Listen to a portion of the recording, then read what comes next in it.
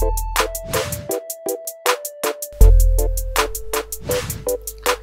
আছে, তাহলে হচ্ছে আমরা এর পরবর্তী টপিকসটা দেখি। এটা দিয়ে আপনাদের আরো কিছু বেসিক গাইডলাইন বা বেসিক কনসেপ্টগুলো ক্লিয়ার করে দিই। এখানে কিছু লেআউট আছে,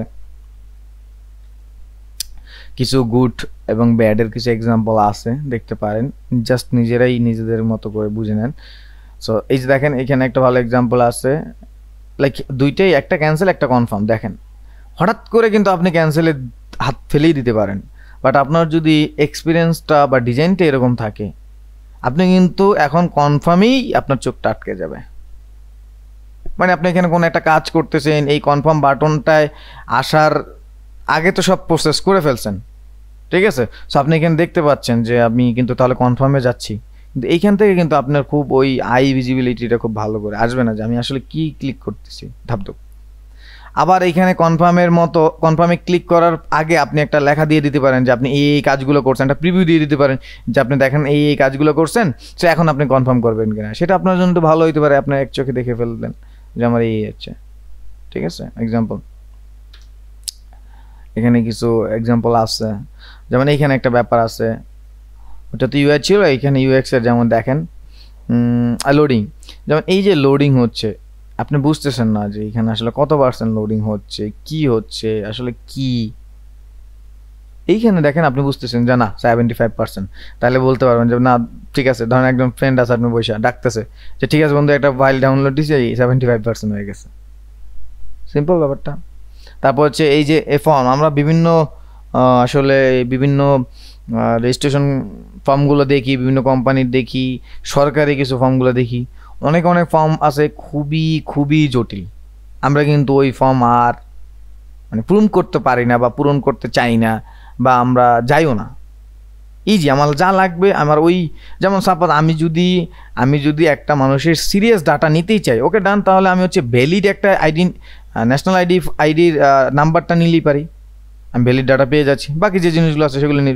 এখন ওখানে আমার বাবার নাম, মায়ের নাম, চাচার নাম, খুড়ার নাম, বাড়ি কই, অমুক তমুক সমুক কেন নিতে হবে? কারণ আমি যদি ন্যাশনাল আইডির ডাটাটা দিয়েই যদি পাই তাহলে আমার দরকার নেই। সো আমি ওখানে লেস রিপোর্টে যদি সব ডাটা পাই, ওকে ডান।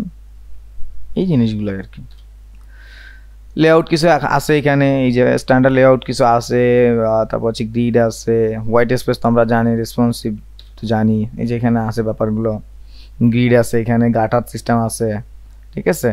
এই যে আপনার এইটা হচ্ছে আমার ডেস্কটপে এটা এরকম দেখাবে, ট্যাবলেট এরকম, আবার হচ্ছে আমার এই মোবাইল এরকম, ঠিক আছে?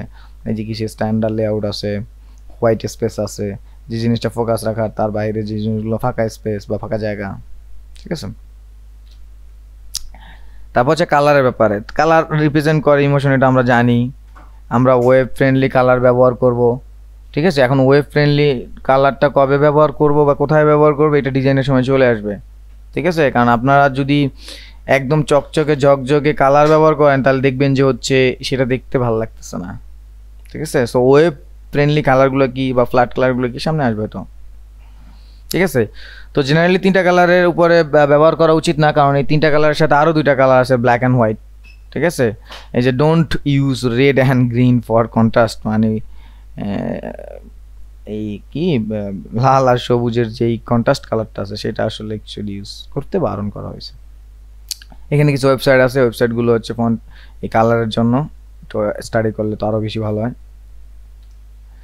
এখানে কিছু ফ্ল্যাট কালার আছে, এই যে দেখেন ফ্ল্যাট কালারগুলো কি, ঠিক আছে? এই ফ্ল্যাট কালারগুলো যেমন এই যে এইগুলা অ্যাভয়েড করেন, এইটা ব্যবহার করেন, ঠিক আছে?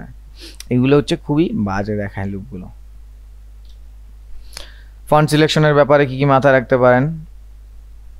আপনারা হচ্ছে 2-3টা ফন্টের বেশি ব্যবহার করিয়েন না, হ্যাঁ? তারপর হচ্ছে ফন্টের সাইজ স্ট্যান্ডার্ড 12 থেকে 25 পিটি, এর উপরে তো হচ্ছে থাকে হেডিং থাকে, head 1, head 2, head 3, head 4, head 5, head 6, আমরা ওয়েবসাইট ডিজাইনে দেখি না? সো কালার ওই ম্যাচ করবেন ফন্ট ইসের সাথে, যেমন আমার এইটা হচ্ছে কিন্তু একটু ডার্কিশ যদি বলি, তো আমার এখানে ফন্টের কালারগুলো আছে কি ব্রাইট, আবার যদি এখানে ব্রাইট থাকতো তাহলে আমার একটু ডার্ক ব্যবহার করতে, যেমন এইখানে ব্রাইট আছে, এখানে আমার ডার্ক, এই ব্যাপারটা মাথায় আনতে হবে। আর ক্যাপিটালাইজেশন ব্যাপারটা যদি অল ক্যাপস হয়, অল ক্যাপসের ব্যাপারটা দেখতে হবে, এমন না টগল কেস ব্যবহার করবো, একটা বড় একটা ছোট, তখন আবার ফ্যান্সি বা ফাঙ্কি টাইপের হইতে পারে, যেমন হচ্ছে আমরা টি শার্ট ডিজাইন এটা ব্যবহার করতে পারি। ওই কি বলে মানে এক একটা সেক্টর ওয়াইজ এগুলো চাইলে ইউজ করা যায়। তারপর হচ্ছে লেটার স্পেসিং স্ট্যান্ডার্ড 120 থেকে 145% রাখার চেষ্টা করবেন, ঠিক আছে। কিছু ফন্টের নাম আছে এই যে এখানে, ঠিক আছে। সেরিফ ফন্টগুলো কি কি এটা আমরা জানি, এটা তো আগেই আমাদের পড়াশোনায় আছে। সো সেরিফ, সান সেরিফ, তারপর স্ক্রিপ্ট, ডেকোরেটিভ, এগুলো জানি, কোথা থেকে ফন্টগুলো আনবো সেগুলো আমরা জানি। সো এই হচ্ছে ব্যাপার স্যাপার, কোথায় কি ইউজ হবে এগুলো তো আমরা অনেক আগে থেকেই জানি। ঠিক আছে, ধন্যবাদ। আপাতত আমাদের প্রেজেন্টেশন এইখানেই। আমরা প্রেজেন্টেশন শেষ করে এখন পুরোটার একটা রিভিউ আপনাদের কাছে নেওয়ার চেষ্টা করব।